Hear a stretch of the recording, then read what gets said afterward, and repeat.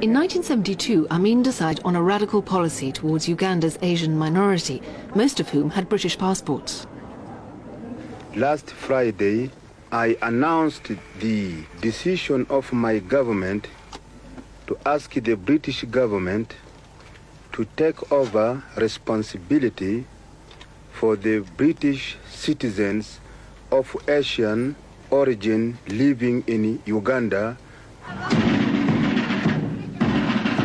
The Ugandan Asians who'd been brought to Uganda under British colonial rule were to be expelled en masse within 90 days.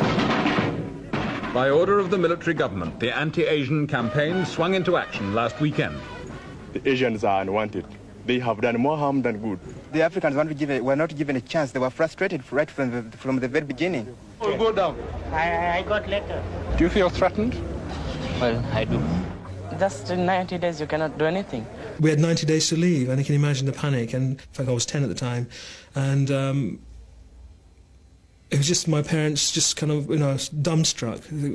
What do you do? I mean, we weren't prepared for this, so there were no savings or anything like that. Idi Amin had become president of Uganda after a military coup. He went around telling everybody that he had three best friends. One was the Queen, our Queen. One was Moshe Dayan, the Israeli Defense Minister. And the other was the British High Commissioner. So, I was in good company. Richard Slater found he was no longer one of Amin's best friends. There were all his ministers standing in a row, and civil servants and soldiers and heaven knows who. But they all were too scared to throw me a kindly word or to appear to know me at all. So I was in the doghouse. And then Amin was busy stuffing himself, and we hardly exchanged a word.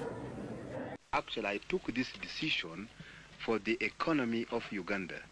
And I must make sure that every Ugandans get a fruit of independence. Since actually Uganda is not yet independent, I will say that, even when the British handed over on the 9th of October 1962, the Uganda still not yet independent. Uganda will be independent after this, my decision, after I want to see that the whole Kampala street is not full of Indians. It must be proper black, and administration in those shops is run by the Ugandans. Would you like to get all Asians out, really, sir? Yes, they must go to their country. Even nationals of Uganda? If they want to go, they are welcome to go. What will happen to these people if they don't go by the time they're... I think they will be sitting like they are sitting on the fire. I will tell you this. You just wait after 3 months. What will you do to them? Okay, you will see. You said you wanted Uganda. I think they will not sit comfortable here in Uganda. I will tell you this. I must actually tell you the truth. Have you asked the British to take them away, sir? that you are building transit camp for them if they are not going? I am not responsible for building them transit camp. Have you asked the British to take them away, sir? Yes, it is the British High Commissioner is here, his responsibility. Yes. I have told him. You've said you wanted to teach Britain a lesson, President. Why is that? And that is now lesson I am teaching the British. I am teaching now the lesson because I am correcting them from the mistake they had made. If they had think before earlier that there is the African here who can even work under building the railway with the instruction given to them by the British, this problem will not happen. Isn't this going to end your friendship with Britain? I don't mind ending. What are you giving me? What is more you are giving me? British actually deceived me last year, giving me £10 million. They never give up to now. When I had a really very critical problem of finance up to now. Now I don't want that money again. And now they have given, I think every year, 4.5 million every year. But this, even if they withdrawn or they take it away, it will not marking time Uganda even 1 minute. I must make this clear. But the British are my best friends. I wish I understood that, actually. If the thousands of Uganda Asians who face expulsion were worried about their future before, they're extremely alarmed now. The reason is not hard to find. President Amin, who went on record the other day with a statement that Hitler had the right answer when he gassed 6 million Jews, has warned them that if they aren't out of the country by November the 8th, they'll be rounded up and placed in camps under military control. Do you think you're going to get out by November the 8th? No, it's very difficult. Not possible. Camps are waiting for us. What? The camps, the military camps. What do you think about that? We cannot tell you now how they are going to treat us. You're a bit worried about it? Yeah. What is worrying them especially is that the promised exodus to Britain has so far shown no signs of getting off the ground. In fact, they say quite the contrary. The British High Commission, instead of speeding up its entry permit procedure, has slowed it down. Only 50 or 60 Asians are being processed a day now, instead of 300 or more a week or so ago. How long have you been waiting here? Last night. Last night you slept here? Yeah. How many days have you been here? 7 at least. 7 at least. Never reached the door. You've never reached the door? Yeah. Never reached the door. Well, you're going to reach the door today, aren't you? No, I don't think so. I don't think so. You don't think so? Because if they're doing 80 a day, I would say they're not 80 in front of you, are they, right now? Not now. But every time we enter, there's always a fault in our documents. I mean, they find one at least. We appreciate that at the present these people are working. They are giving us every assistance, whatever possible they way. But at the same time, there are certain obstructions which is causing people more delay. And there is a deadline of 7. You understand that? So what do you think the upshot is going to be? You're just not going to We make don't it know. That's why people are worried. And these are only the quota voucher Asians whose applications were in the pipeline before General Amin made his expulsion order last month. The big flood of 25,000 is still to come, and not one has so far been issued with an entry permit. The Asians also ask why the airlift is taking so long to get started. The main reason seems to be money. A full-scale airlift will cost something like £3 million. Uganda has no foreign currency, and our other East African partners, Kenya and Tanzania, have said they have no intention of bailing out General Amin. That leaves the British taxpayer. The far right fueled public hostility to the prospect of another wave of immigration. We've taken a petition down to the Robert Carr in the Home Office, and we're asking him to have some common sense about this. We have 1 million unemployed. We can't squeeze up anymore. I was in the Home Office and sent down to the Immigration Department to help cope with just the masses of parliamentary questions and ministerial correspondence and correspondence from the public we got during the Ugandan Asian crisis. Massive, nasty, vile, racist postbag. At first, ministers seemed reluctant to displease the opponents of immigration. I can remember the then minister having himself on the TV. The government's first priority has been, as a matter of great urgency, to get in touch with over 20 governments all over the world who might assist. Promising them that they wouldn't all come there. They'd arranged for Canada to take some from them and everything, as if they were some sort of, frightful disease. I'm sure that new homes can be found for many of these Asians throughout the world. I think this whole business of saying that other countries were going to help us by taking some of them was very, very bad in the public relations point of view. These rumours were there that, Britain's not interested in taking us, and India said categorically it didn't want to know because it didn't see us as Indians, that we were British, and so there was a real problem and a real panic. The fact which worries us so much, Mr. Chairman, and through you, Mr. Ambassador, is the expulsion of a great number of people without precise charge. General charges are one thing. One can always make general charges against any group. But when they are so imprecise and people are expelled not for criminal acts or anything that can be precisely described, but because of other factors and of wild and general charges, then we are right to be concerned as individuals and as a subcommission of the United Nations. The Ugandan government insists that Britain is under moral and legal obligation to assume full responsibility for her own citizens, and that she has no right to expect Uganda to be a dumping ground for her own unwanted citizens. The Uganda government repudiates the various false charges that have been leveled against her by the British government and by sections of the British press, and asserts that there is nothing racialist in the measures that have been taken in Uganda. It further draws the attention of the world to the fact that the process whereby non-nationals of particular countries have been given notice to quit those countries within a specified period has happened many times before in Africa as well as elsewhere.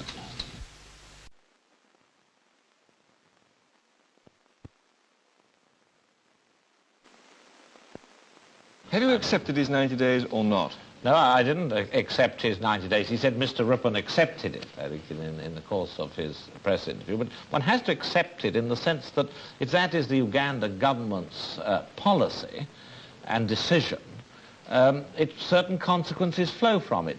And when it was put to him that if at the end of 90 days everybody hasn't been moved, what is going to happen to the Asians who are left behind because they can't be moved physically or because they're Ugandan citizens or because their status is undetermined? And he said, well, we'll put them in camps. Are you in fact saying that in the next 90 days you can pressurize or cajole him into changing his mind?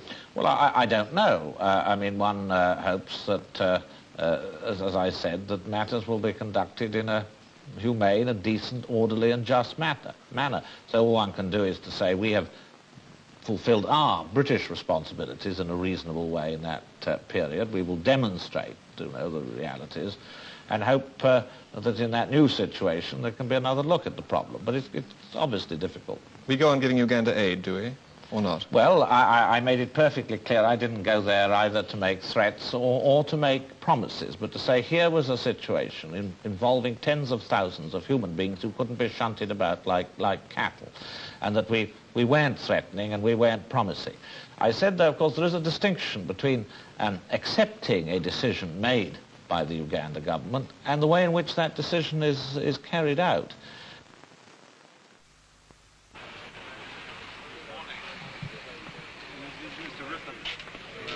Johnson, I'm from England. Cabinet Minister from England. How you're all getting on. Now you're got your British passport. Yes, sir. Now, what are you doing today? Going to have it checked or renewed, or to apply for a voucher? For a voucher, yes, sir. For the voucher, yes. How long have people have had to wait on the queue? Because there is a quota, as you know, which has been but now if you go on waiting for the queue, I don't think we will be able to get a voucher within 90 days. And in that case, we'll be placed in trouble. Then what to get? What about our safety of our life? Where are you going to in Britain? In Leicester. What do you do there? Well, I will try to get any job. As an accountant, I'm expecting somehow any job. Were you born in this country? Well, I born here in Uganda, Sarodi.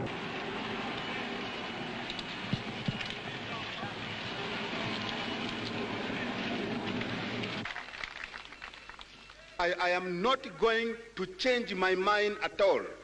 Therefore, they must sell everything they have between now and the 90 days from Monday. This is what I have said. This morning at the High Commission you saw quite a large number of Asians. Have we in any way altered our policy insofar as letting them into Britain goes? Well, I mean, we have had a policy of dealing with this matter in an orderly way, a great number. Have we changed it? Well, no, why should we? Because it's a sensible policy of allowing in an orderly fashion, the people with United Kingdom passports who have applied for vouchers. President Amin's policy has been condemned in this country as being racist. Do you have any comment on that? Yes, I think that this is an entirely unfair accusation, which is totally unfounded, because these people are British citizens. They want to come to this country, and they're being refused to come to this country, which is their own country.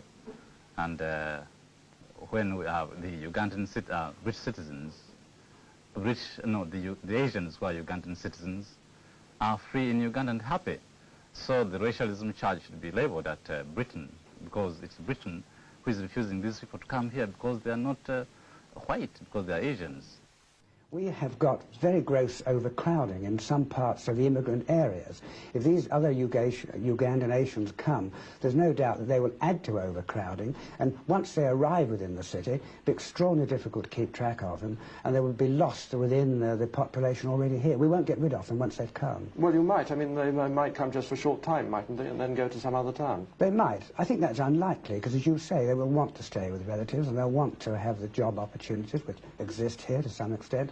But there'll be gross overcrowding, and it could lead to a breakdown of our social services. Going to happen to people whom President Amin says must leave? Will Britain help them?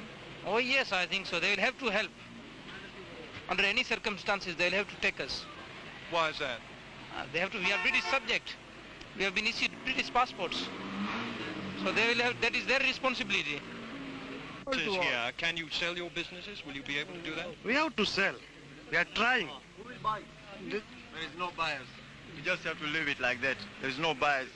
Why are there no buyers? Well, Africans themselves are very poor. They can't afford to buy so much business, even properties. I don't think so. No one will be able to get money? No, unless Uganda government itself helps them. Then I think they can buy it, you see. It is just like that. We just have to leave our property. As we came here without money, we just have to go without money. That's all. Behind all the promises from Britain and the threats from Uganda lies the personal tragedy of Damji Varu. More than 50,000 people like him in Uganda alone are being forced to live out these days the leaders and statesmen only talk about.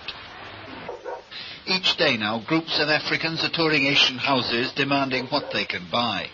From now on, the Varu family will have to sleep on the concrete floor.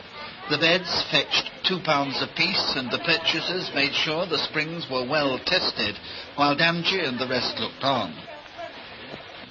The television set is already wrapped up for transport. It cost £90 and sold for £40. Gradually, as the rooms are cleared, the family packs the bed linen and the thin clothes with which they'll face a winter such as they cannot really imagine. Damji, a Gujarati employed as a solicitor's clerk, has supported his wife, 3 children and his elderly parents here in this house for 10 years. They've built the walls high, they say, and put barbed wire and broken glass on the top, not to keep Africans but thieves out. Old Ramji, the father, had a contractor's business employing 40 Africans and a passport issued in the days when Britain had an empire. And Ramji fought for that Raj in 3 continents. Now it's all gone. The family's living frugally on beans and lentil soup because they don't know how much money they'll have to pay to get to Britain.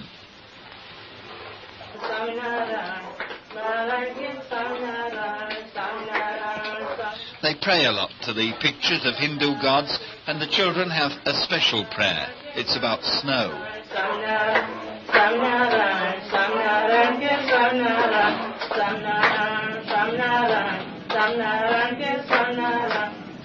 The last item to go will be the card. It's regarded as a family lifeline to get them out of here as a last resort before that day in November when General Amin has promised he'll make those ignoring the ultimatum feel as though they're sitting on fire. Less than half of the Ugandan Asians were offered homes by other countries. The government finally took the decision to admit the remainder, nearly 30,000 people. Just to show that you are a resident of the UK. At the height of the crisis, the decision was debated at the Conservative conference in Blackpool. Enoch Powell came to the conference and moved a motion effectively condemning the government for its policies. When the East African countries became independent, there was no suggestion, let alone undertaking, in Parliament or outside, that those inhabitants who remained citizens of the United Kingdom and colonies would have right of entry into this country. All the great party managers would be, I knew what they'd be up to, they'd be trying to suggest to the leader of the party that we should have a fudge. When I talked to Ted, he said, of course we're taking it on, we'll go in and bet, and we did. I must make clear that I utterly reject Mr. Powell's criticisms of our policies and intentions.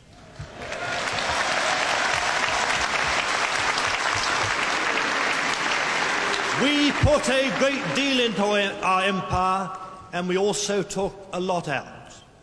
We have our imperial heritage and our obligations, and to those we will stick.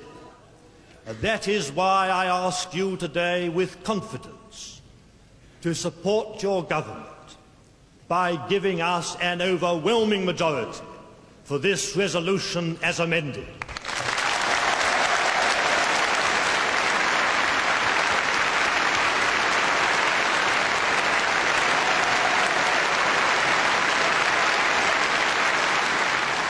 I didn't know I could shout as well as that.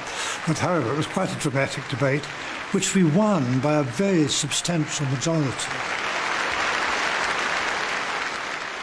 I think Robert Carr is a remarkable man. He's been underestimated. It took a lot of courage to do what he did. Once the decision had been made, there was a rapidly organised programme of airlifts from Uganda. Many in Britain welcomed the new arrivals. A notice was given out in church by the vicar saying that people were going to come, and anybody who could help and give assistance of any kind, please would they go out and do so. And then landed at Stansted. And I'll tell you something, I have never been so cold in my life. They had arrived in very thin clothes, and they were really very chilly. You knew it was going to be cold, and you'd read about snow and things like that, but this was cold, and this is October, this is early October. What a lovely baby, is it a boy or a girl? Good. Oh, look at that. It was a wonderful opportunity to get a bit of space in my wardrobe and feel that it was going to help somebody. I just went home and got coats and jackets and things of that nature and took them out. I remember being ushered into this building, or I guess like a terminal building, and it was like Aladdin's cave, full of clothes. Unless do you want some winter clothes? You might want some winter clothes. We better go to the clothing place next, I think. And it was wonderful. You just had layers on layer after layer after layer, and it was great. I remember that. And, having a great big coat on at the end of it all, so you got 10 layers and a great big coat on top, and you felt like a king. One young couple in South London opened their doors to a family of Ugandan Asians. We lived in Lambeth with a young family, and we passionately believed in good community relations at a time when it was far from easy. My father very kindly gave up the spare room he had in our house. He was a civil servant working in Whitehall and was content to be displaced. I think Eleanor Roosevelt's great phrase that it's better to light a candle than curse a darkness. If you care about things, do something. But this sort of welcome was rare. Though the political establishment had stood up to the far right, the episode had revived public hostility towards immigrants. Tensions were most acute in areas like Leicester, where many of them had settled. They're coming over thick and fast now, and I'd like to think that they're going to put a halt to it shortly. Well, I think it's about time the government took over its responsibilities and sent these people back to their country of origin. I think our friend Enoch's got the right idea there, and the National Front.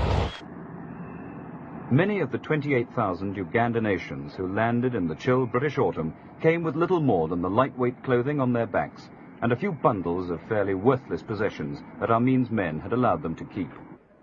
A few joined relatives and friends already in Britain. The others went into resettlement camps. Today, there are just under 1,000 still living in two camps, one in Kent, the other in Lincolnshire. Many of those who have left the camps have found life in Britain tough.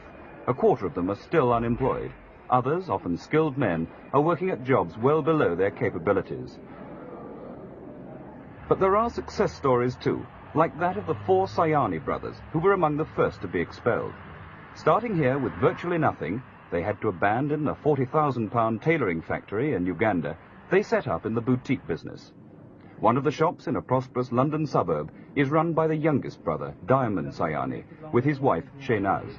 2 of the other brothers are now touring the Far East for special stocks for more boutiques they plan to open soon. Another boutique is run by the 4th brother, ironically named Amin Mohammed, with his wife Mazia. They made their mistakes at first, witnessed still by racks of cut-priced, oversized garments because they forgot that British girls are not built on quite the same proportions as Ugandan ladies. But they soon sorted themselves out, as I learned when I asked Amin Mohammed how things were going now for them. Well, I think we are doing very well here. Better than yes, you better were in than Uganda? Uganda, yes. And there are a lot of opportunities in this country here, provided you are willing to work.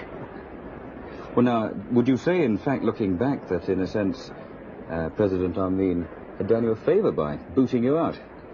Yes, I quite agree with you. How has your turnover been going? Well, the first 2 months we had a turnover of about £350 a week. But now we are doing about between 15 and 1600 pounds a week. Is it getting bigger all the time? Yes. Now, of course, a lot of people haven't been nearly as successful as you, and they're still living in resettlement camps. Is this their fault or what? Well, I think, say, if them, I don't know what about them, but if you want to do something in this country, it is very easy. You must have some initiative to start something with. The worry for Britain is that this influx could set a precedent that might open the doors to 300,000 other British passport holders round the world. For the Asians themselves, it's the challenge of a new life in a new country. In Uganda, they were a successful and enterprising business community, and they're unlikely to be satisfied until they've attained a comparable position in Britain.